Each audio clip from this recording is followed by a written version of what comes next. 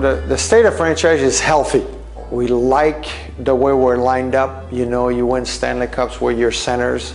You got Kopitar, Carter, and Kempe playing as a 1-2-3, you know, and Nathan Thompson, who understands his role. And then you can add a Vilardi and a Trevor Lewis. And then you got the best defenseman in the world, you know, playing for your team, and the best pressure goalie in the world playing for your team.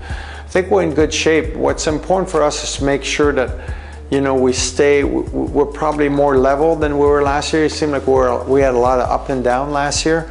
So I'd love to I'm not saying we're going to win every game, but I'd like to see our team have a good, you know, kind of line. I think there's going to be an excitement around what they were able to accomplish in the regular season and the disappointment in the playoffs. The guys that have been through it before understand that aspect, so they're going to be ready. And like I said, we're going to incorporate some of these young players, and we're going to create that excitement. But I think our core players understand you know, what's at stake here the next few years, and we're going to be ready. Safe to say that the state of the franchise is doing just fine. Welcome back, everybody, to our LA Kings offseason special. Hanging out with Jarrett Stoll. I'm Patrick O'Neill. Priorities coming into the season: re-sign Drew Doughty and improve the offense. Get to that in a second. Re-signing Drew Doughty, 8 years, $88 million. He's going to remain a King, and that's just huge.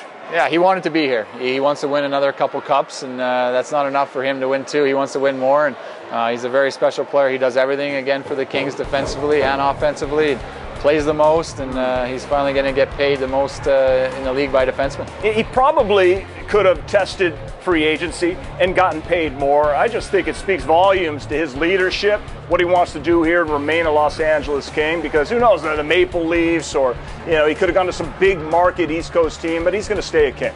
Yeah, he loves his teammates. He loves the coaching staff here. He loves the lifestyle. He's a really chill, low-key kind of guy, and he loves doing what he's doing out here in California. That's great for us, because he is fun to talk to and a great interview, so we get to keep that going.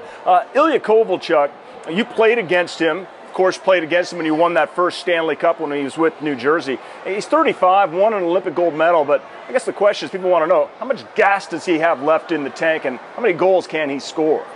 Well, I follow him on Instagram, and I can see his what he's doing training-wise. God, he's pulling stuff through the sand. Yeah, and it feels like he's doing CrossFit out there, but he looks like he's in great shape. I can't imagine he lost that shot of his. He's got that shot mentality all the time. He shoots the puck from all over the ice, and that's something, if you need more offense on your team, you want a guy like that. And I think he's going to be a huge help.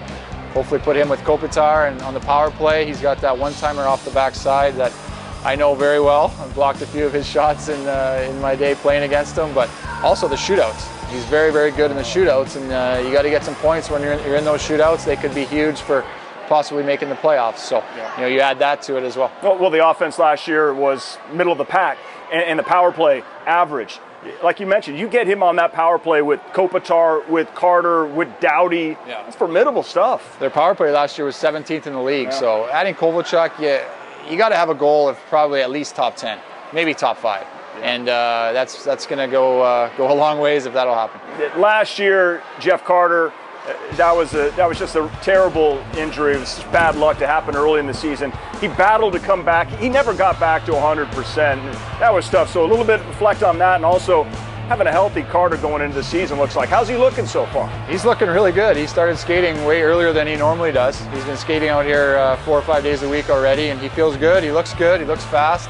And yeah, what a freak injury. Just something that should never have happened, and all of a sudden you're out 3 months. So hopefully he can get back to 100% and with his line mates Tanner and Tyler, and get that 70s line back together. Got to get him rolling. I mean, that's important. I mean, you need Pearson and you need Toffoli, and maybe not having Carter, that affected, I guess, their performances as well.